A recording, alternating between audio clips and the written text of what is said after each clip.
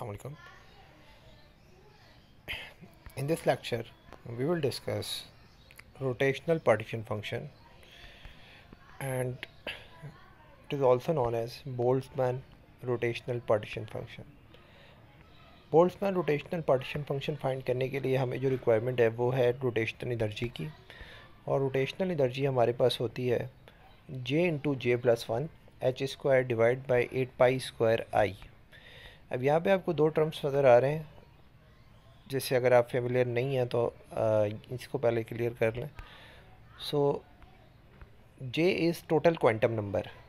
जे हमारे पास total quantum number होता है और इसके अंदर जो कंट्रीब्यूशन होता है वो स्पिन और एंगुलर मोमेंटम क्वांटम नंबर का होता है। आई हमारे पास मोमेंट ऑफ इनर्शिया होता है।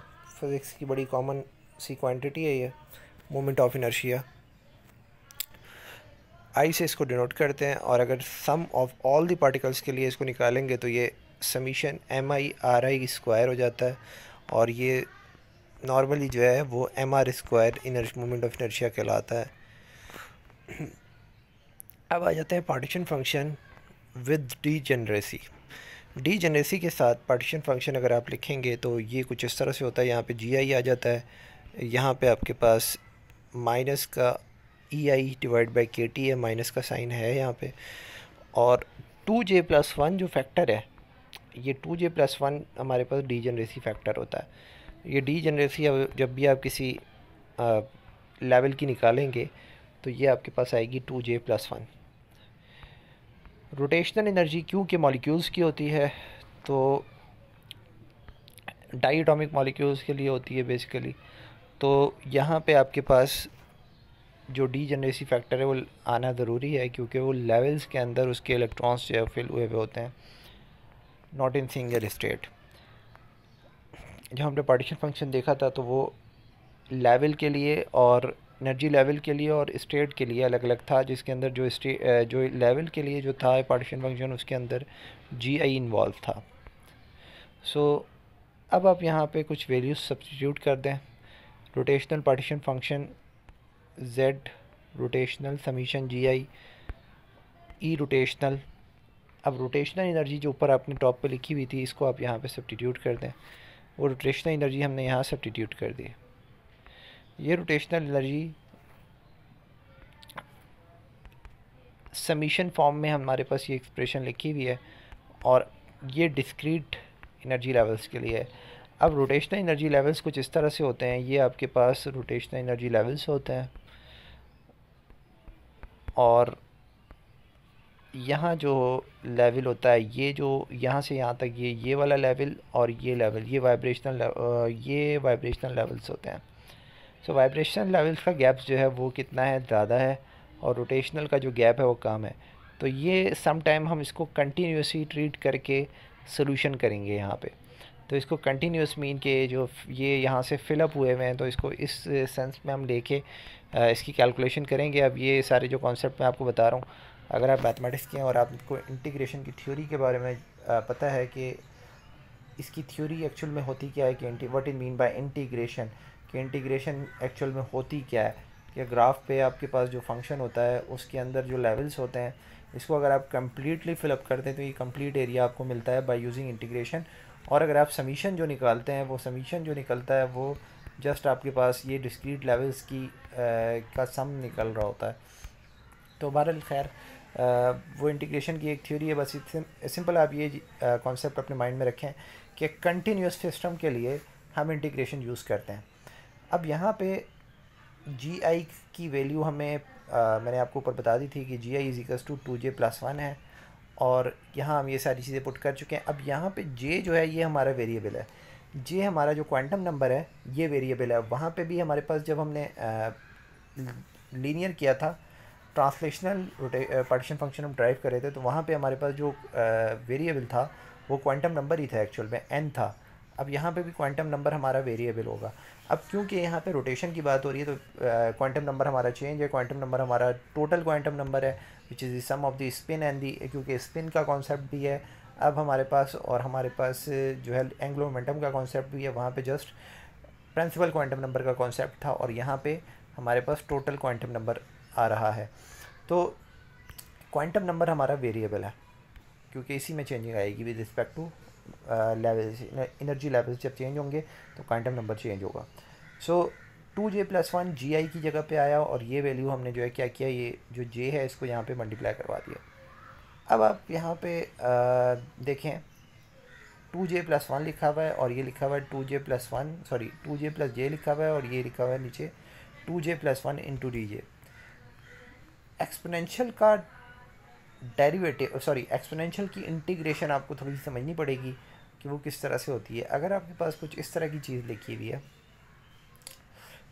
एक्सपोनेंशियल के ऊपर कोई पावर लिखी हुई है, वो पावर के अंदर कुछ भी हो सकता है, बॉक्स टाइप की चीज़ है वो, और साथ में आपके पास उस पावर का डेरिवेटिव मौजूद है, उस पावर का ओवरऑल डेरिवेटिव आपके पास लिखा हुआ है, यानी कि इस चीज़ का डेरिवेटिव अगर यहाँ पे लिखा हुआ है तो आपके पास ये अथॉरिटी है और इंटीग्रेशन इधर अप्लाई हो रही है, तो आप इसको इस तरह से चेंज कर सकते हैं कि जस्ट ई लिखें, राइट, जस्ट आप ई लिखें और उसके सब ऊपर बॉक्स लगा दें। ये वर्क हम कब कर सकते हैं, जब हमारे पास ये जो बॉक्स है उसका डेरिवेटिव यहाँ पे लिखा हुआ हो। अगर ये डेरिवेटिव यहाँ मौजूद नहीं है तो आप ये इस तरह से इंटीग्रेशन नहीं कर सकते। बहरहाल मैं इसको आपको ये वाली जो इंटीग्रेशन है इसको थोड़ा सा क्लियर करता हूँ कि हमारे पास nx है और साथ में dx लिखा हुआ है, तो अब हम इसको इंटीग्रेट कर सकते हैं। इसको जब आप इंटीग्रेट करेंगे तो आपके पास ये जो पावर है, ये जो वेरिएबल है, उस वेरिएबल का डेरिवेटिव यहाँ मौजूद है dx। तो इसकी जब आप इंटीग्रेशन करेंगे तो रिज़ल्ट आएगा nx divide by n, nx e power nx divide by n। तो ये मैंने आपको जैसे कि बताया कि जब भी एक्सपोनेंशियल की पावर का डेरिवेटिव साथ लिखा होगा तब आप उसको इंटीग्रेट कर सकते हैं।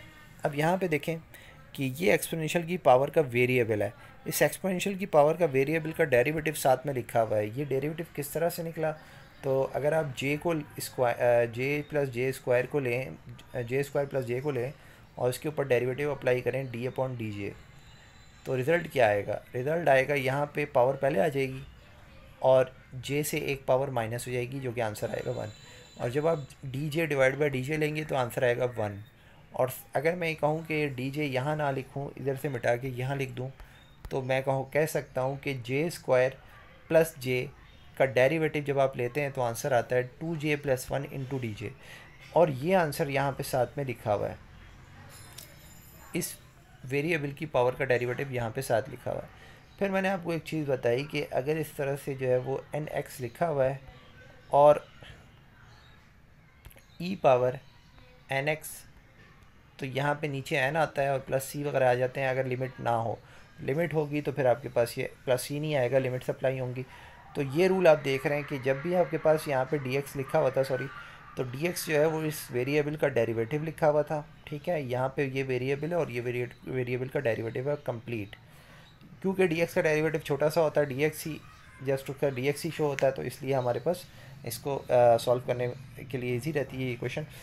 लेकिन एक चीज़ यहाँ पे ये है कि n जो है वो यहाँ पे डिवाइड में आना है आपके पास, ठीक है। n कोई भी चीज़ हो सकती है, कुछ भी ना बड़ा सा नंबर हो सकता है। अब यहाँ पे देखें, यहाँ पे जो आपका n है ये पूरा है, ठीक है, -h² डिवाइड बाई 8π² IKT। ये सारी लॉजिक्स मैं आपको बता रहा हूँ, ये जस्ट उन स्टूडेंट्स के लिए हैं कि जो मैथमेटिक्स नहीं जानते। और अगर आप मैथमेटिक्स नहीं जानते तो आप मैथमेटिक्स का रूल को जानने की कोशिश करें बिफोर एग्ज़ाम। अगर आप जो है वो ये याद करने की कोशिश करते हैं कि यहाँ से मैं ये स्टेप याद कर लूँ और ये याद करके आपने यहाँ पे लिख दिया, ठीक है, तो मार्क्स आपको मिल जाएंगे। लेकिन ये it's not a learning process, ये लर्निंग प्रोसेस नहीं है। आपको माइंड में अपने लॉजिक्स रखनी चाहिए। आपका एग्ज़ाम होता है, आप किसी भी एकेडमी में पढ़ते हैं तो इसका मतलब ये है कि आप कुछ सीखना चाहते हैं, बजाय ये कि आप कुछ याद करना नहीं चाहते। आप कोई चीज़ याद करने के लिए किसी एकेडमी नहीं जाते। आप कोई डिग्री हासिल करते हैं तो कुछ सीखने के लिए करते हैं। आप कोई डिग्री हासिल करते हैं कुछ याद करके आगे डिलीवर करने के लिए, वो डिग्री आपकी नहीं होती, ठीक है। सो ट्राई टू अंडरस्टैंड कि हर चीज़ की लॉजिक्स होती हैं। लॉजिक्स के बगैर जो है ना तो ये इस कायनात का कोई रूल चलता है, और विदाउट लॉजिक कोई चीज़ अपनी जगह पे नहीं रहती, हर चीज़ लॉजिक से आती है। तो ये इंटीग्रेशन की लॉजिक आपको आई थिंक समझ आई होगी कि यहाँ पे क्या हुआ कि जस्ट आपने एक्सपोनेंशियल एज इट इज़ लिख दिया, जैसे मैंने वहाँ पे ई पावर एन एक्स लिखा हुआ था, और अब ये जो चीज़ है जिसको आप एन कह रहे हैं ये नीचे डिवाइड में आ गया, क्योंकि मैं आपको बता चुका हूँ, I repeat once time again, कि इस तरह की अगर कंडीशन है तो इसकी जो इंटीग्रेशन होती है N X divide by N होती है। ठीक है, ये वेरिएबल है, ये उसका डेरिवेटिव है, ये आपके पास n है, तो ये n जो है वो नीचे आ जाता है, एंड देन जो है वो आपके यहाँ पे क्योंकि लिमिट्स दी हुई थी तो ये 0 से इन्फिनिटी आपने लिमिट्स अप्लाई करनी है, क्योंकि हम ज़ीरो लेवल से लेकर इनफाइनाइट लेवल तक जा रहे हैं, वहाँ तक हम ये रोटेशनल एनर्जी फाइंड करें मॉलिक्यूल की। अब जो आपकी नीचे वाली जो टर्म है इसको अगर आप ऊपर लिखें नॉमिनेटर में, तो आप इसको रिवर्स करके लिख सकते हैं कि जो इसके डिनोमिनेटर में नॉमिनेटर में आ जाएगा और जो नॉमिनेटर में वो डिनोमिनेटर में आ जाएगा। Now when you apply limits, जब आप लिमिट अप्लाई करेंगे तो क्या होगा कि ये जो पूरा टर्म है जो आपके पास जे है उसकी जगह पे इन्फिनिटी पुट करेंगे, जब आप इन्फिनिटी यहाँ पुट करेंगे तो ये सारी चीज़ों से इन्फिनिटी प्लस माइनस मल्टीप्लाई होके एट दी एंड क्या मिलेगा आपको, इन्फिनिटी ही मिलेगा, माइनस इन्फिनिटी लिखा हुआ नजर आएगा। और जब आप इस पर यहाँ पे लोअर लिमिट पुट करेंगे, लिमिट का कॉन्सेप्ट अगर आपको नहीं आता तो मैं क्लियर कर देता हूँ। अगर आपके पास ए से बी तक एक्स डी एक्स इस तरह की चीज़ थी और आपने इसकी इंटीग्रेशन ली और ई एक्स आंसर आ गया ए से बी, तो अब आप नेक्स्ट स्टेप ये होगा कि अपर लिमिट पुट करें, जहाँ पे आपके पास एक्स है वहाँ पे बी पुट करें, एंड देन जहाँ पे आपके पास एक्स है वहाँ पे आप ए पुट करें। सो दिस और ये आपका जो है वो फाइनल रिज़ल्ट होगा।